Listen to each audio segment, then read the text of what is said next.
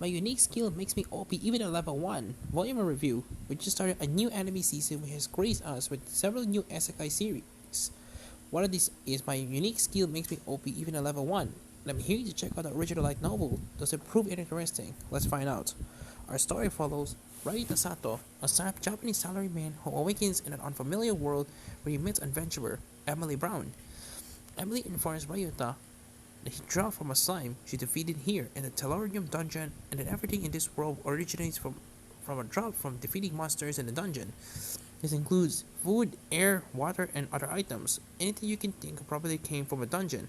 Ryder appeared on floor B2 of Tellurium, where Emily hunts slimes for bean sprouts, which is why she's so shocked that a human appeared instead. Being in a fantasy world, Raita is eager to find out if he has any notable skills or abilities. With the help of Emily, he checks his stats and is disappointed to find he's only level 1, with no way to raise it. Everyone has set a level cap, and unfortunately, Raita is already maxed out.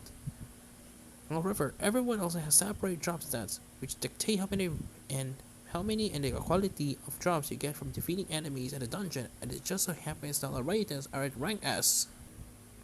This means that when Ryuta fights slimes, his Beansprout drops are far better than Emily's, and when he sells them out at the Never Guild, he learns that his drops will give him enough money to live comfortably in this new world, so begins the daily grind of hunting monsters in the dungeon, selling the drops and slowly making a new life for himself. I'd like to say there's something more meaningful to the plot, but there isn't. The whole volume 1 follows Ryuta as he farms monsters for drops, and he see plenty of interactions with Emily, whom he ends up living with, and some fellow adventurers. There's not a whole lot of depth here. Certainly, there's no evil to overcome or any real danger, no our protagonist life, but that means there are no real goals either. Ryuta wants to live comfortably, but overcomes that horrible almost immediately thanks to his abilities. The series started life as a web novel, which means this book is filled with short 10 to 15 page chapters. This helps takes away how repetitive. If the story feels nice, you can easily pick it up to read a couple of chapters and then put it back down, but it certainly doesn't help the reader get invested in the story. It would be an easier sell if Ryuta or Emily were interesting characters, but they're both unfortunately quite bland and generic for the genre. In fairness to it, the series started as a web novel in 2017, so not all of its fault will be given to the genre breakdown, but it does make it difficult when it's introduced to the English market so much later, when these kinds of stories are a dime a dozen. In many ways, it feels like a story that's better suited to a manga or anime, which adapts it in smaller chunks before the reader or viewer's patience runs out. And I'm sure that it's fun to watch Raita fight monsters and to get these weird drop items from them. If you're interested in the series, it might be the better route to start with.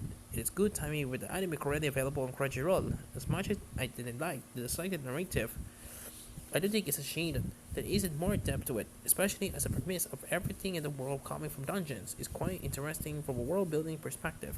It's established early on that living drops outside of the dungeon will result in them reverting into monsters.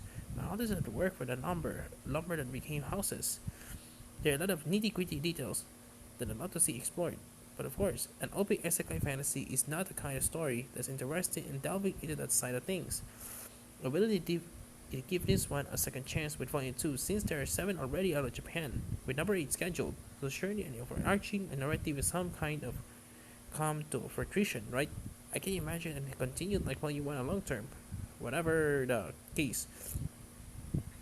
My unique skill makes me OP even a level 1 comes into wise thanks to Kodansha under the vertical imprint. This release is presented by Benjamin Doherty and reads with no problems to note. Volume 2 is already available in English with number 3 following August and number 4 in November. Kodansha also publishes the manga digitally and is currently on volume 10 of that. Overall, my unique skill makes me OP even at level 1. It gets off to an okay but slow beginning. It's difficult to understand how the series has gone on for so long, given how repetitive the content is. It's a hard sell right now, given the lack of a compelling narrative, but perhaps things will improve on Volume 2. Not a total write-off yet either way. A review copy for Kodansha was supplied by Turnaround Comics, Turnaround Publisher Services, 5 out of 10.